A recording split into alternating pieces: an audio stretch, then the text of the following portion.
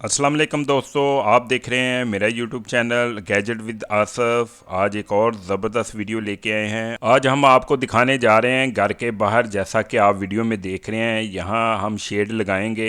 ये शेड जो आप देख रहे हैं ये हमने कैसे लगाया है, मैं कैमरा क्लोज करके आपको दिखाने जा रहा हूँ। ये जो आप वीडियो में देख रहे हैं इसकी वीडियो मैं पहले अपलोड कर चुका हूँ अपने चैनल पर। अब जो ये नज़र आ रहा है आपको, ये मैं मुकम्मल वीडियो आपको दिखाने जा रहा हूँ। ये शेड मैंने कैसे बनवाया है तो आपने मुकम्मल वीडियो देखनी है। ऊपर से भी आपको मैं दिखा देता हूँ। ये आपको ऊपर से नज़र आ रहा है फाइबर का शेड। फाइबर शेड बनाने के लिए मैंने 2 वीडियो अपलोड की हैं पहले अपने चैनल पर। एक ये वीडियो है, ये भी वीडियो आप देख सकते हैं, और दूसरी ये वीडियो है, ये भी मेरे चैनल पर पड़ी है, आप देख सकते हैं। तो दोस्तों चले देर किए बगैर वीडियो शुरू करते हैं। जैसा कि आप वीडियो में देख सकते हैं, सबसे पहले हमें ज़रूरत होती है जहां हमने फाइबर का शेड लगाना है वहां की पमैश की जाए, और पमैश भी आपने सही तरीके से करनी है, क्योंकि जहां भी आपने फाइबर शेड लगाना है तो इसका जो सही साइज़ लिया होगा तो उसके मुताबिक ही आपका फाइबर शेड सही फिट आएगा। साइज़ हमने ले लिया है, अब इसका फ्रेम तैयार करेंगे। जैसा कि आप वीडियो में देख सकते हैं, सबसे पहले पाइप की कटिंग होगी।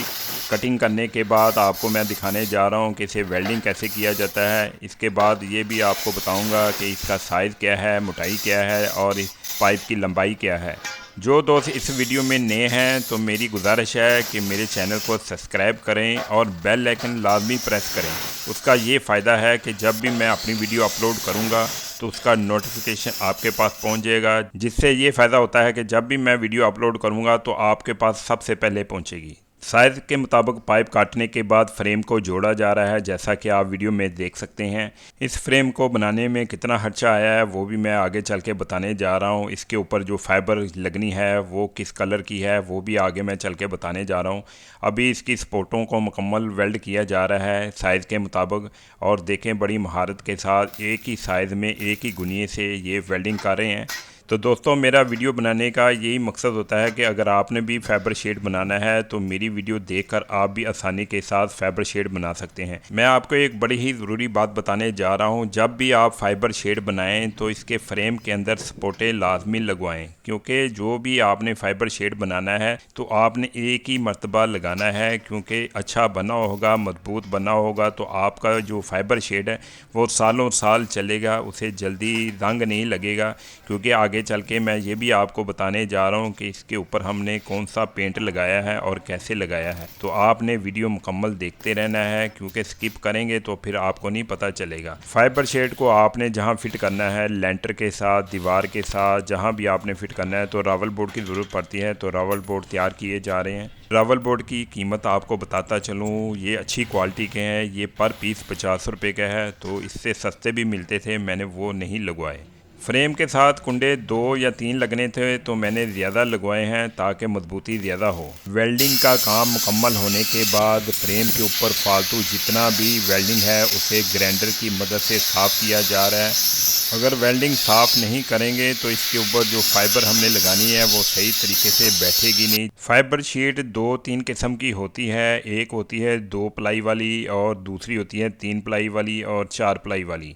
ज़्यादातर लोग जो हैं वो 2 प्लाई वाली फाइबर शीट लगाते हैं। मैं आपको आगे चल के दिखाने जा रहा हूँ, जो मैंने लगवाई है वो 3 प्लाई वाली फाइबर शीट है, क्योंकि 2 प्लाई वाली से 3 प्लाई वाली फाइबर शीट अच्छी होती है, क्योंकि बारिशें और धूप से वो जल्दी ख़राब नहीं होती। फाइबर शीट अच्छी लगाने का ये फ़ायदा होता है कि उसके ऊपर कोई चीज़ गिर भी जाए तो वो जल्दी डैमेज नहीं होती। फाइबर शीट लगाने से पहले फ्रेम को थोड़ा सा आगे से टर्न किया जा रहा है, आपको मैं क्लोज करके दिखा देता हूँ। फ्रेम को थोड़ा सा आगे से बेंड किया जा रहा है, आप वीडियो में देख सकते हैं। उसका ये फ़ायदा है कि जब भी इसके ऊपर बारिश होगी यानी कि पानी गिरेगा तो वो सीधा ही नीचे गिर जाएगा, इसके ऊपर खड़ा नहीं होगा। तो थोड़ा सा वेल्डिंग रह गया था, वो भी साफ़ कर रहे हैं। अब आपको दिखाने जा रहे हैं। एक इधर आपको बड़ी अहम बात बताने जा रहा हूँ, जब भी आपका फ्रेम तैयार हो जाए रंग से पहले आपने एक मरतबा इसे ज़रूर चेक कर लेना है, जहाँ आपने इसे फ़िट करना है, आया इधर फिट होगा या बड़ा बन गया है या छोटा बन गया है। उसका ये फ़ायदा होगा कि जब रंग हो जाएगा फिर वेल्डिंग करना मुश्किल होता है, तो हम इसे चेक कर लेते हैं कि ये जहां हमने फ़िट करना है इसका प्रॉपर साइज़ बन गया है या हमें थोड़ी सी कोई कटिंग करनी पड़ेगी। अभी देख लेते हैं, फ़िट कर रहे हैं तो फिट करने के बाद हम बताएंगे आपको कि ये बिल्कुल सही फिट हुआ है, सही साइज़ इन्होंने लिया है कि नहीं। फ्रेम बिल्कुल परफेक्ट बना है, बिल्कुल सही बना है। अब बारी है इसे रंग करने की। रंग कर लेते हैं, वो भी आपको दिखाने जा रहा हूँ मैं। ये देखिए रंग फ्रेम हो रहा है। इसे कौन सा पेंट लगाने जा रहे हैं मैं क्लोज़ कैमरा करके आपको दिखाने जा रहा हूँ। ये देखें, ये हमने मास्टर का ब्लैक पेंट इस्तेमाल किया है। मैंने अपने यूट्यूब चैनल पर सोलर के स्ट्रक्चर के बारे में मुकम्मल वीडियो डाली है। उसके फ्रेम को भी मैंने मास्टर का जो पेंट है वो इस्तेमाल किया है। बारिशें काफ़ी हो चुकी हैं लेकिन वो पेंट अभी तक बेहतर है, इसलिए मैंने इसके ऊपर भी मास्टर का पेंट करवाया है। क्योंकि पेंट एक ही मर्तबा होना है, क्योंकि जब इसके ऊपर फाइबर शीट लग जाएगी तो फिर पेंट करना बहुत मुश्किल होता है, इसलिए पेंट अच्छा ही करवा लेना चाहिए। तो मैं आपको करीब करके फिर दिखा देता हूँ कि ये देखें, ये पेंट कर रहे हैं। और एक और आपको बात बताता चलूँ, ये आपने कपड़े से पेंट करना है, ब्रश से करेंगे तो पेंट आपका काफ़ी ज़्यादा ज़ाया होगा। फ्रेम को कलर करने के बाद अब बारी है फाइबर शीट लगाने की। तो काफ़ी ज़्यादा कलर हैं फाइबर शीट में, लेकिन मुझे ये कलर अच्छा लगा है तो मैं यही लगवाऊंगा।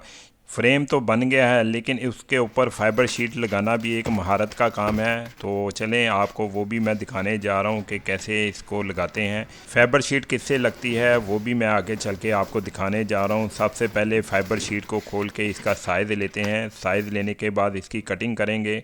फाइबर शीट की कटिंग करने से पहले आपने साइज़ जो है बिल्कुल सही लेना है, क्योंकि ज़रा सा भी साइज़ गलत होगा तो फिर इसकी कटिंग गलत हो जाएगी। शीट की कटिंग करने के बाद पेचों की मदद से इसके ऊपर फिट करेंगे, जैसा कि आप वीडियो में देख सकते हैं। वीडियो देखते जाएं। दूसरी तरफ से भी पेच लगाए जा रहे हैं फाइबर शीट को। देखें कितना खूबसूरत फाइबर शीट बन गया है। फ्रेम के ऊपर फाइबर शीट लगाने के बाद जितनी भी फालतू फाइबर शीट है ग्राइंडर की मदद से कटिंग कर लेंगे। उसके बाद हम इसको फिट करने जा रहे हैं। इस फ्रेम को मुकम्मल बनाने में कितना खर्चा आया है और क्या क्या चीज़ें लगी है मैं आपको तफसील से बताने जा रहा हूँ। फ्रेम को बनाने के लिए जो पाइप इस्तेमाल किया गया है वो इंची बाई इंची 16 गेज का है, और इसके ऊपर जो फाइबर शीट लगी है वो 3 प्लाई वाली शीट है। और इसकी मजदूरी और टोटल जो इसका खर्चा आया है वो 12,000 रुपये आया है। ये फ्रेम जो आप देख रहे हैं, ये फ्रेम बनाने के लिए इन्होंने मुझसे ज़्यादा पैसे मांगे थे, लेकिन मैंने इनसे पहले भी काम करवाया था, इसलिए इन्होंने मुझे काफ़ी ज़्यादा रियायत कर दी है। तो दोस्तों, इस वीडियो के बारे में कोई भी आपने सवाल पूछना है तो मुझे कमेंट सेक्शन में ज़रूर बताइएगा। मैं तकरीबन हर सवाल का जवाब ज़रूर देता हूँ। तो ये मैं ऊपर से भी आपको दिखा देता हूँ कितना प्यारा और माशाल्लाह कितना अच्छा परफेक्ट उन्होंने काम किया है और गुनिये के साथ काम किया है और काफ़ी खूबसूरत लग रहा है। घर के फ्रंट से भी आपको फाइबर शीट दिखा देता हूं, जैसा कि आप वीडियो में देख रहे हैं। दोस्तों, मैं उम्मीद करता हूं ये वीडियो आपको अच्छी लगी होगी, तो मेरे चैनल को लाइक करें, सब्सक्राइब करें और बेल आइकन प्रेस कर दें, ताकि हर आने वाली इन्फॉर्मेशन, टिप्स एंड ट्रिक्स की वीडियो आपके पास सबसे पहले पहुँच सकें। मिलते हैं अगली जल्द नई वीडियो में। अल्लाह हाफिज़।